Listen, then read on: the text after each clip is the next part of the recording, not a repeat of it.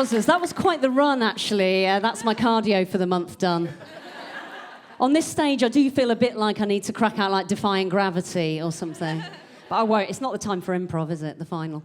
My name's Amelia, which is a fact that about, I would say 90% of people are not on board with, if I'm honest. Like, don't you mean Joe? Or Alex? Sam? Some other gender-neutral name? Steve? People find it VV confusing, but that is fine, right? Because that is my queer superpower. I am the confuser. Here to just, kind of smash the gender binary, just literally one person at a time. Boom. You're welcome, Sharon. So another thing that people find quite confusing about me is my age. I'm 36. And people are like, wow, really, you're 36? I would have had you down as Dickensian boy of 12, absolute max.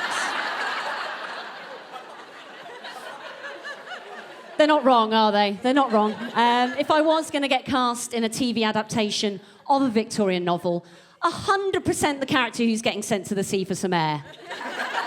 Right. I've got 2 shoot days max. Single train ticket to Whitstable, hoofed into an iron lung, never to be seen again. But I genuinely do have a Dickensian sort of constitution, health-wise. Not just the aesthetic, I'm really going full method acting on this. I have a very weak and compromised lung. Sexy, thank you, sexy chat. Yeah, here we are. The only upside of being constantly slightly wheezy was that I did get the jab quite early doors, yeah. I got the AstraZeneca, the clotty one, yeah, that's right. Found that out the day after I'd been jabbed. I was like, oh, this is going to be a spicy couple of weeks. But no, I mean, it was fine, really. The microchip's working really well, GPS on my phone. Much more effective. I can actually send emails with my mind, so that is real handy. What's everyone doing for the winter lockdown? You got plans? Yeah.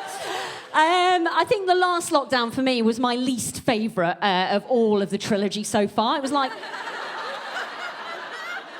was 100% the shittest of all the sequels. And I just feel a bit like, the government's way of handling lockdowns is not dissimilar to the Hobbit film franchise, right? Instead of 3 very drawn-out, painful experiences, it could have just been 1 slightly longer film. And yet, here we are. Here we are, guys. I think what really struck me, though, about lockdown was, the impact on mental health, and the discussion about mental health was a lot more, which I think is great. I've always done material about mental health. I'm very passionate about it, because there's so much stigma around it, It's very much the elephant in the room, if the elephant was incredibly sad. I'm really struggling to access appropriate support services in some kind of relevant time frame, that kind of NHS-dependent elephant. I don't know if anyone here, you don't have to whoop out, don't out yourself, but if anyone here was on the anxiety and depression train pre-COVID? Woo, choo-choo, all aboard, next stop Funville, there we go. But I don't know if this sort of struck you, but I was very struck by the fact that a lot of people are on social media saying, oh my God, who had never had mental health issues before COVID, oh my God, this is awful, I can't leave my house, I'm terrified of something that I can't see, I'm on edge, I'm having panic attacks. And I'm like, mate, obviously I'm really genuinely sorry that that's the case, but welcome to the party. I've been here since 1998, where have you been? BYOB, please. But I've had quite a lot of therapy. I'm sure you can't tell. I've really got my money's worth from the NHS, if I'm honest. I've pretty much had them all now, apart from electroconvulsive. But it is nice to have something to look forward to. Do you know what I mean? I've pretty much had them all, psychodynamic, person-centred counselling, CBT, which stands for cognitive behavioural therapy. It also stands for compulsory basic training that you have to take before you can ride a motorbike. And cock and ball torture.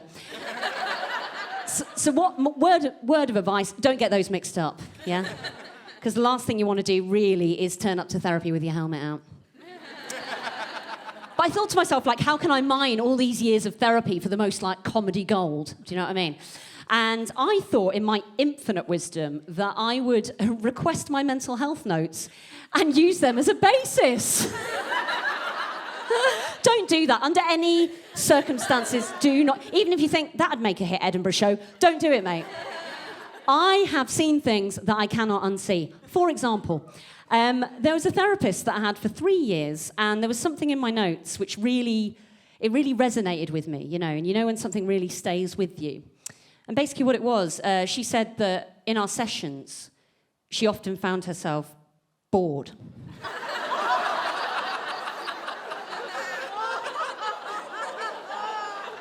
I was like, mate, that is literally the worst personality diagnosis I have, clinically dull. Do you know what I mean? I am not boring, right? Left-handed, Piscean, queer, dyspraxic, self-diagnosed.